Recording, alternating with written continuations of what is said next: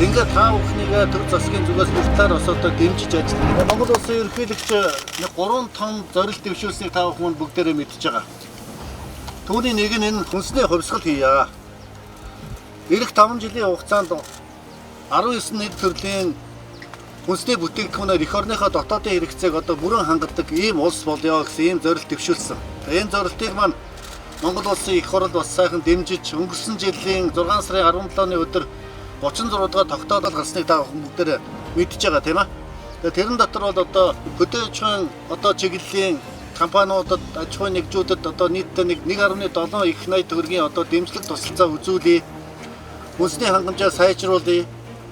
Хүнсээр эх орноо хангая. Дээр нь одоо хүнс экспортлагч улс болъё гэсэн ийм одоо том зорилтыг дэвшүүлээд явж байгаа. Саяхан хэдэн хоногийн өмнөөс одоо энэ хүнсний аюулгүй байдал хангамжийн чиглэлээр ажиллаж байгаа манай их хурлын төр хороо бас шийдвэр гаргасан.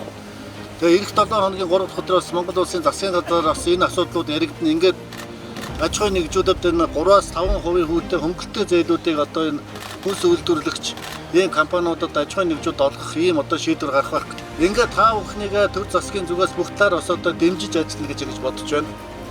Та бүхнийх энэ их хүч хөдөлмөрөөр Монголын ард түмэн хоолтой ундтай сайн сайхан амьдарч байгаа. Та бүхэн бол баялаг бүтээгч нар.